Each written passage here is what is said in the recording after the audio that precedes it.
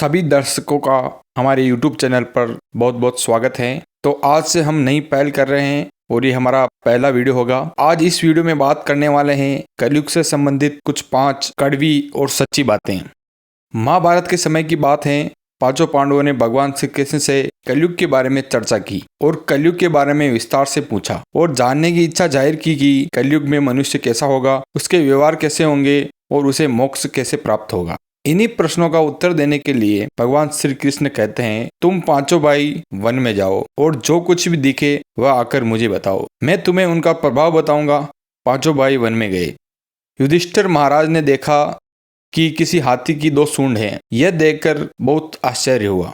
अर्जुन दूसरी दिशा में गए। वहां उन्होंने देखा कि कोई पक्षी है, उसके पंखों पर वेद की ऋचाएं लिखी हुई हैं, पर वह पक्षी मुर्दे का मांस खा रहा है। ये भी बहुत आश्चर्य की बात है।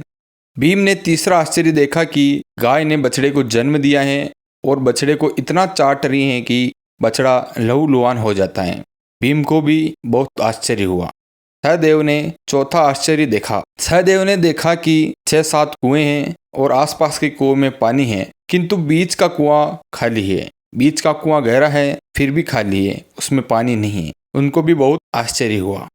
पांचों भाई नकुल ने भी एक अद्भुत आश्चर्य देखा कि एक पहाड़ के ऊपर से एक बड़ी शिला लुढ़कती लुढ़कती आती है और कितने ही वृक्षों से टकराई, पर उन वृक्षों के तने उसे रोक न सके। कितनी ही अन्य शिलाओं से टकराई, पर वह भी उसे रोक नहीं सकी। अंत में एक अत्यंत छोटे पौधे का स्पर्श होते ही वह स्थिर हो गई। पांचों भाइयों के आश्चर्य का कोई पार नहीं रहा। शाम को पांचों भाई श्री कृष्ण के पास गए और अपने अपने दृश्यों का वर्णन किया। युधिष्ठिर कहते हैं, मैंने 2 सूंड वाला हाथी देखा तो मेरे आश्चर्य का कोई पार नहीं रहा। तब श्री कृष्ण कहते हैं, कलयुग में ऐसे लोगों का राज्य होगा जो दोनों ओर से शोषण करेंगे, बोलेंगे कुछ और करेंगे कुछ और। ऐसे लोगों का राज्य होगा, इससे पहले तुम राज्य कर लो।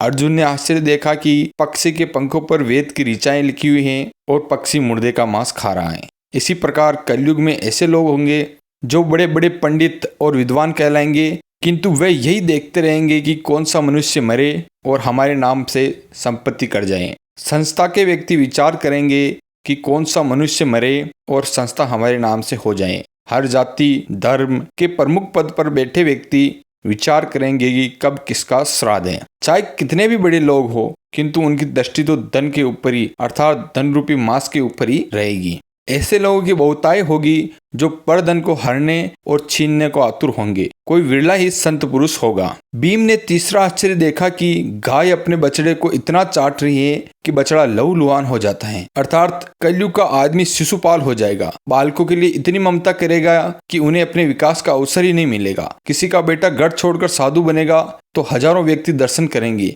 किंतु यदि स्वयं का बेटा साधु बनता है तो रोएंगे कि मेरे बेटे का क्या होगा। इतनी सारी ममता होगी कि उसे मोह माया और परिवार में बांध के रखेगी और उसका जीवन वहीं खत्म हो जाएगा। अंत में बेचारा अनाथ होकर मरेगा। वास्तव में लड़के तुम्हारे नहीं हैं, वे तो बहुओं की अमानत है और लड़कियां जमाइयों की अमानत है, और तुम्हारा यह शरीर मृत्यु की अमानत है। तुम्हारी आत्मा परमात्मा की अमानत है। तुम अपने शाश्वत संबंध को जान लो बस।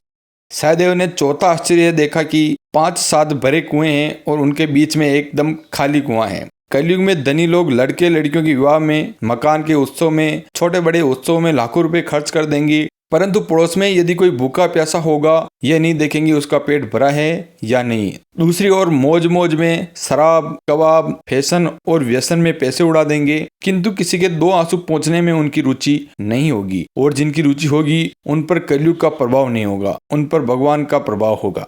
5वां आश्चर्य यह था कि एक बड़ी चट्टान पहाड़ पर से लुढ़क रही है। वृक्षों के तने और चट्टानें उसे रोक न पाई, किंतु एक छोटे से पौधे का स्पर्श उसे रोक देता है। कलयुग में मानव का मन नीचे गिरेगा, उसका जीवन पतित होगा।